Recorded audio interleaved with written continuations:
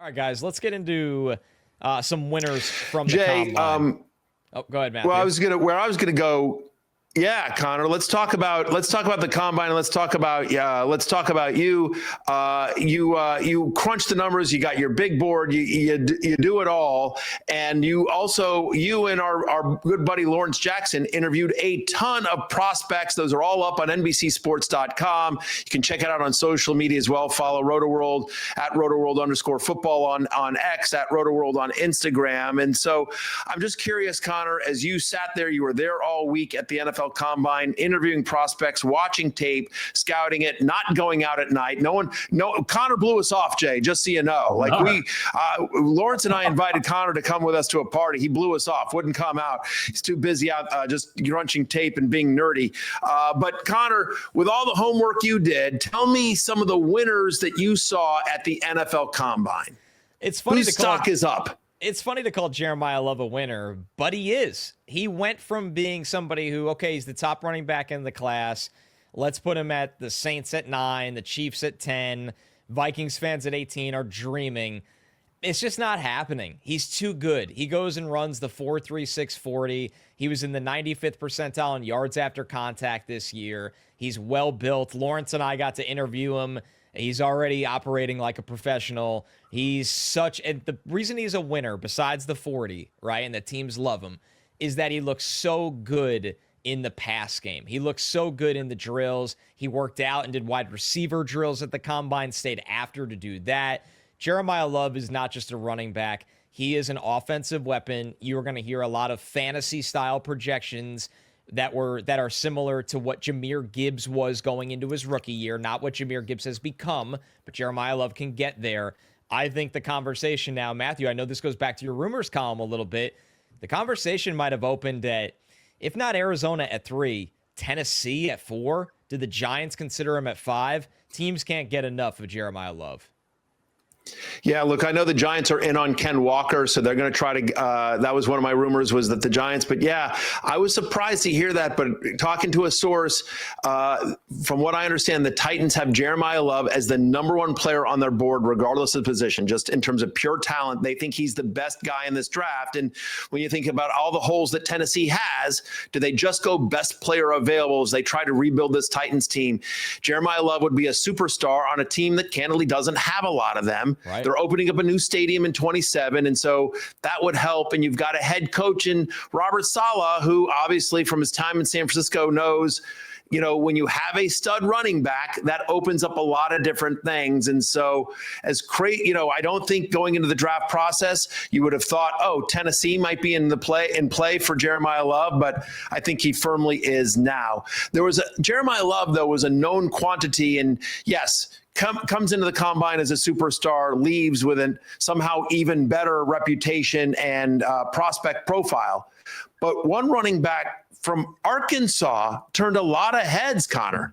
Yeah, Mike Washington. This is now going to be everybody's favorite running back sleeper. When you look at him, this is somebody that's been well-traveled. He played a couple of years at Buffalo. He played at Mexico State. And every time he leveled up or kind of increased the level of competition, he answered the bell and did that at Arkansas this year. He's big. He's got speed. I like the burst more than the breakaway speed. But to just go to Indy and at 6'1", 223 pounds and run a 4.33 40 with a 39-inch vertical, Mike Washington can rumble. He can get downhill. That physicality and explosiveness, I wouldn't be shocked if he ends up being that 3rd or 4th round pick that gets so much training camp buzz. And we're talking about him, if not as a draft and stash, a early waiver wire guy you will want to know about that wins some starting carries pretty early in the year.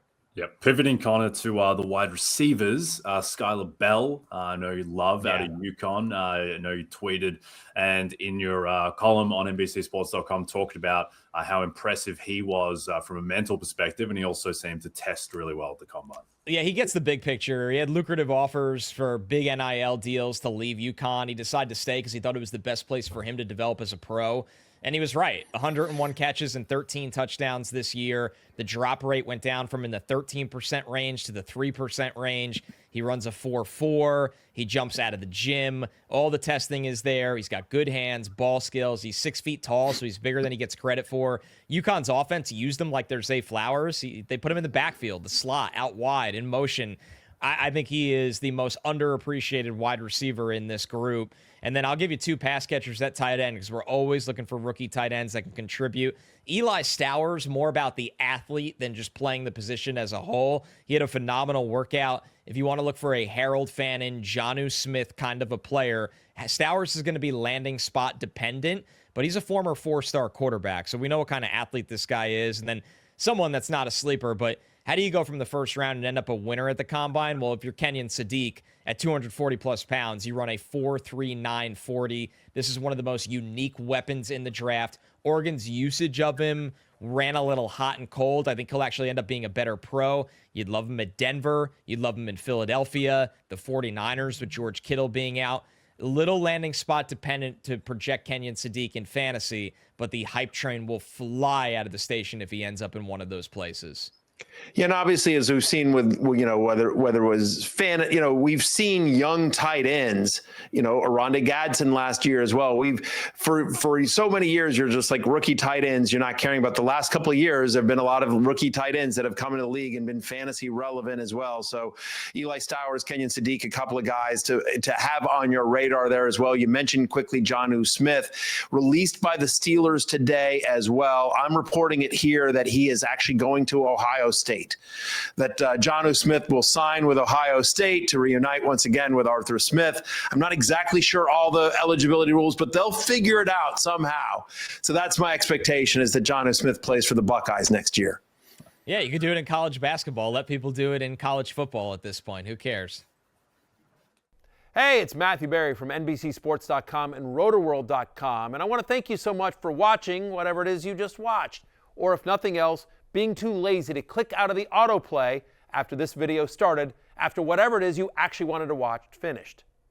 But now that you're here, I'd like to take a moment here to ask you respectfully now, okay? I'm asking you respectfully to subscribe to the NFL on NBC YouTube channel. You'll get the latest Roto-World fantasy news headlines, all sorts of great shows, including my own Fantasy Football Happy Hour. So go subscribe now. Again, I'm asking respectfully.